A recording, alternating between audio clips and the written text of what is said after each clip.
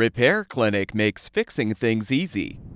With millions of replacement parts available on our website and the help you need to do the repair yourself.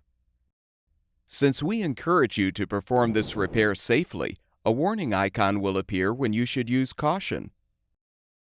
Before you replace the lower chimney cover on your canopy vent hood, place a blanket over the cooktop to protect the surface.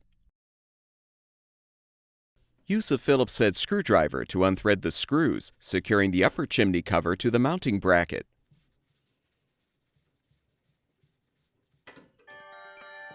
With the screws removed, you can detach both the upper and lower chimney covers from the vent hood.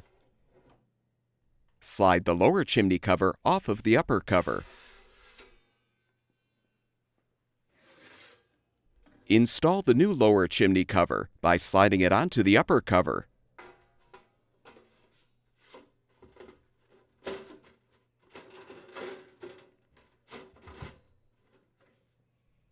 Now align the lower cover on the vent hood.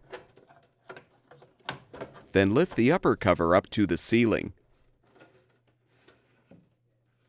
Thread the screws to secure the cover to the mounting bracket.